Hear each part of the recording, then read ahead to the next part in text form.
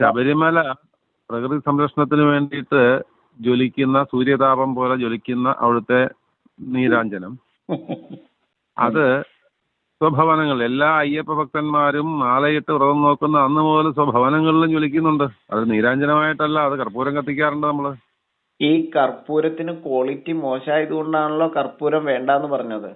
അതെ, നല്ല അപ്പൊ വേണ്ട കർപ്പൂരം കൊടുക്കുകയാണ് വേണ്ടത്. വേണ്ട നോന്ന് പറയാതെ നല്ല സാധനം സപ്ലൈ ചെയ്യാനാണ് പറ്റേണ്ടിയിരുന്ന അധികാരികൾ. ഇവിടുത്തെ ഞാൻ ചോദിക്കണ ഈ അയ്യപ്പന്റെ പേരിൽ ഒരുപാട് സംഘടനകളുണ്ട്. ഒരു കർപ്പൂരം നല്ല ക്വാളിറ്റിയിൽ ഒരു കർപ്പൂരം നിർമ്മിക്കാൻ കഴിയാത്ത ഏത് സംഘടനകളാണ് ഇവിടെ ഉള്ളത്?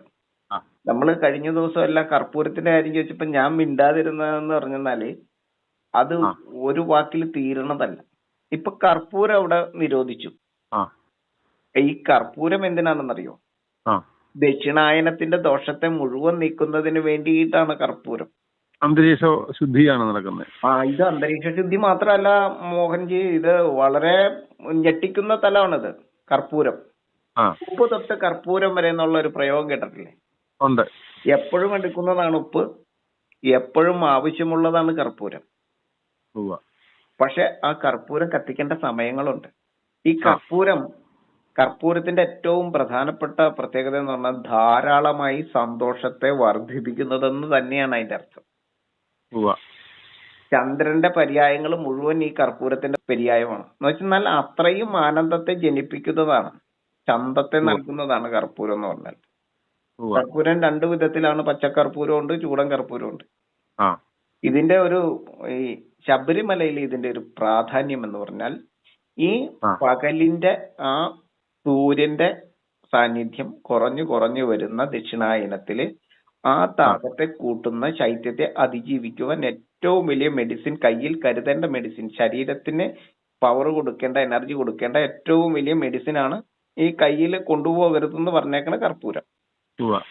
ശബരിമലയിൽ ഏറ്റവും വേണ്ടതാണ് കർപ്പൂരം. ആ കർപ്പൂരമാണ് വേണ്ടാന്ന് പറഞ്ഞേക്കുന്നത്. ഇപ്പൊ നെയ്യഭിഷേകം ആ നാളികേരം ഉണ്ടോ, മുദ്ര കഴിഞ്ഞാൽ ഏറ്റവും പിന്നെ തൊട്ടടുത്ത് നിൽക്കുന്ന ഏറ്റവും വലിയ മെഡിസിനാണ്, അതായത് അവിടെ പ്രവേശിപ്പിക്കുന്ന എന്ന് പറഞ്ഞ കർപ്പൂരം. മഞ്ഞൾപ്പൊടിയും അത് തന്നെയാണല്ലോ. അത് തന്നെയാണ്. ആ മഞ്ഞപ്പൊടിയേക്കാൾ കൂടുതൽ കർപ്പൂരത്തിന്റെ പ്രാധാന്യത്തിന്റെ ഒരു സംഭവം എന്താണെന്ന് വെച്ചാൽ ദാഹത്തെ കൂട്ടും. തൃഷ്ണഹരം എന്ന് പറയും. ദാഹത്തെ കൂട്ടുന്ന ഇത് കണ്ണിനും ചെവിക്കും ഏറ്റവും ഉത്തമമാണ്. വിഷം, വാദം, അതായത് വാതരോഗത്തിനും വിഷത്തിനും പ്രമേഹത്തിനും ഏറ്റവും വലിയ ഔഷധമാണ് ഈ സംഭവം. അതുപോലെ തന്നെ വ്രണമുണ്ടായാൽ, ചൊറി ഉണ്ടായി കഴിഞ്ഞാൽ ആ ചൊറിക്ക്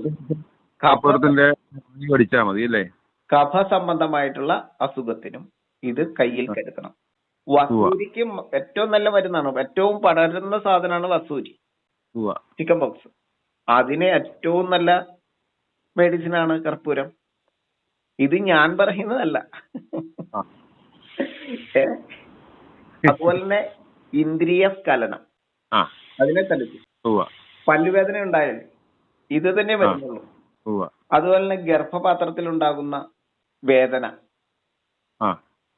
മല കയറുമ്പോൾ സ്ത്രീകൾക്കുണ്ടാകുന്ന ബുദ്ധിമുട്ട്, ഇതിനെല്ലാം ഈ നടുവുവേദന, മാനസിക സമ്മർദ്ദം കുറയ്ക്കില്ല.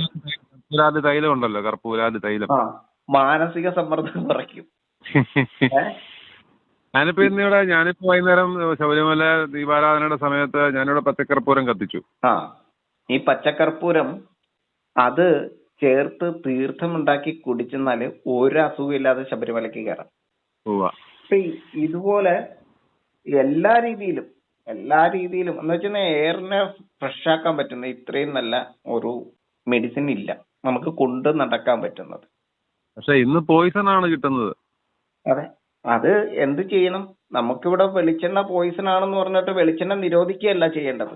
മോശം കർപ്പൂരം ആയതുകൊണ്ട് നിരോധിച്ചു എന്നുള്ളതല്ലാതെ, എന്നാൽ നല്ല കർപ്പൂരം സപ്ലൈ ചെയ്യാൻ ദേവസ്വം ബോർഡിന് സാധിക്കണ്ടേ?